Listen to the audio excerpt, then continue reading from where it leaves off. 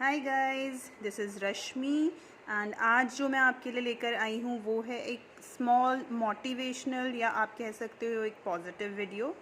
तो बिना time waste किए मैं आपको वो बताती हूँ और बाद में आप मुझे कमेंट्स में लिख कर देंगे कि आपको उससे क्या मॉरल मिला। ठीक है। तो ये स्टोरी कुछ इस तरह जाती है कि एक बार एक राजा था जिसके पास बहुत सारे मंत्री थे, लेकिन जिनमें से एक मंत्री जो था वो राजा का बहुत ही फेवरेट था, क्योंकि वो हमेशा राजा को हमेशा पॉजिटिव थॉट्स ही देता था। हर चीज़ में उसमें कुछ ना कुछ अच्छाई दिखाता था, जिससे राजा भी बहुत पॉजिटिव रहता था और इसीलिए वो अपनी जनता के लिए बहुत अच्छे अच्छे काम करता था। तो एक बार ऐसा होता है कि राजा अपनी तलवार को साफ कर रहा होता है और इस मंत्री से बात कर रहा होता है। बात करते करते राजा के हाथ से वो भारी सी तलवार नीचे गिरती है और राजा के पैर की छोटी उंगली कट जाती है। अब भाई उंगली कटेगी तो दर्द तो होगा ही, चाहे वो राजा हो या कोई भी हो। तो राजा को बहुत ज़्यादा दर्द हो रहा था, वो दर्द में कराह रहा था, जबकि ये मंत्री जो यहाँ खड़े हुए थे उन्होंने बोला कि वाह वाह वाह, बहुत अच्छा हो गया, ये तो बहुत अच्छा हो गया। अब ये सुनकर राजा को बड़ा गुस्सा चढ़ा कि एक तो मेरे पैर की उंगली कट गई, ऊपर से ये बोल रहा है बहुत अच्छा हुआ। अब गुस्से में राजा ने उस मंत्री को उठाकर जेल में डलवा दिया। जेल में गए हुए मंत्री को 2 महीने के आसपास हो गए थे। तब तक राजा का पैर भी ठीक हो चुका था, थोड़ा दर्द नहीं था बट उंगली भी नहीं थी उसकी। अब राजा ने प्लान किया शिकार करने का।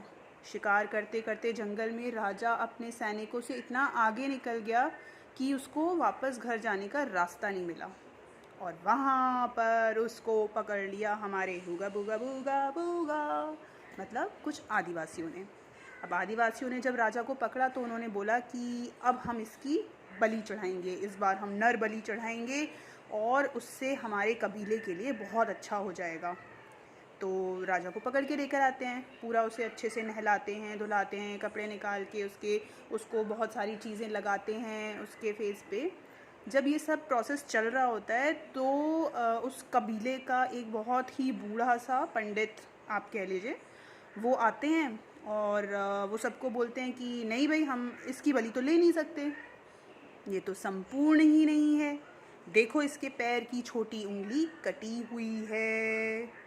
अब जब इतना सब सुनते हैं तो वो उस राजा के कपड़े वापस देते हैं, उसको क्लीन करते हैं और उसे वहाँ से रवाना कर देते हैं कि भाई हम आपकी बलि नहीं दे सकते, आप जाओ।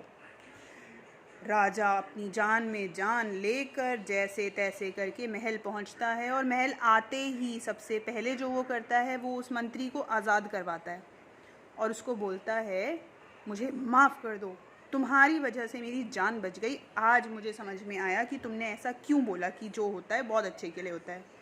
लेकिन मंत्री, एक क्वेश्चन मेरे दिमाग में है अभी, मेरे साथ तो अच्छा हो गया, तुम तो 2 महीने जेल में पड़े रहे, तुम्हारे साथ क्या अच्छा हुआ? तो इस पर वो मंत्री बोलता है कि राजा जी, मैं आपका फेवरेट था, अगर आप मुझे भी साथ में लेकर जाते आप तो बच गए, मेरा क्या होता? तो अब इसका मॉरल आप मुझे नीचे कमेंट्स में लिख कर देंगे।